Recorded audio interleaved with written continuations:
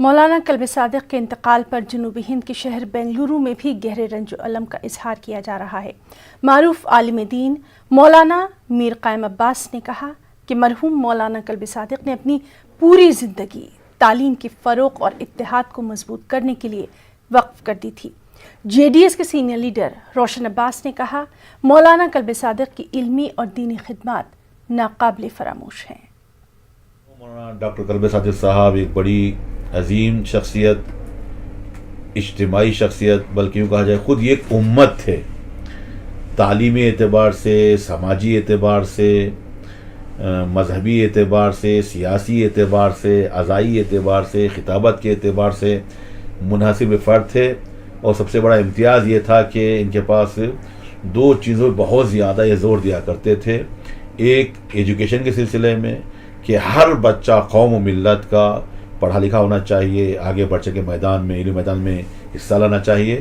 اور دوسرا جو ہے وہ اتحاد کے سلسلے میں بہت زیادہ زور دیا ہے کہ جب ہم امت واحدہ ہیں، ایک بابرکت اسلامی پرچم کے تلے ہیں، قرآن ایک ہے، کہ خانہ کعبہ ایک ہے، اللہ ایک ہے، اور ہمارا رسول بھی محمد رسول اللہ صلی اللہ علیہ وسلم ہیں، تو اس صورت میں جو ہے تو ہم کیوں آپس میں بٹے ہوئے ہیں؟ اتحاد کے سلسلے میں بہت زیادہ انہوں نے زور دیا ہے، بہت زیادہ اہمیت دی ہے اتحاد کے سلسلے میں۔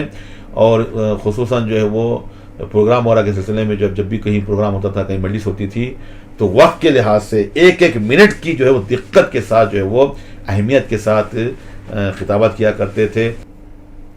مولانا کا انتقال یہ ہمارے سارے ملت اور تمام قوم کو بہت مہنگا ہوا ہے، کیونکہ ایک کہاوت ہے، عالم کی موت عالم کی موت ہے۔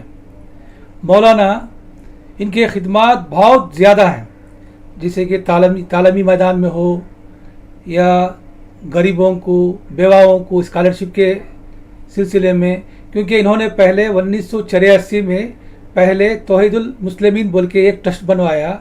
اس ٹرسٹ سے یعنی ایجوکیشنل ٹرسٹ، اور غریبوں کو مدد کرنے کے لیے اور غریب بچوں کو پڑھانے کے لیے تعلیمی میدان میں بہت کام کیا ہے۔ اسپیشلی یہ آل انڈیا ملی کونسل میں بھی ممبر رہے اور آل انڈیا پرسنل لا اس کے وائس پریسیڈنٹ بھی رہے۔ ان کے خدمات زیادہ ہیں، سماجی، سیاسی، تعلیمی، ہر چیز میں بھی ان کا ہر میدان میں بھی بہت اچھا رول ادا کیا ہے۔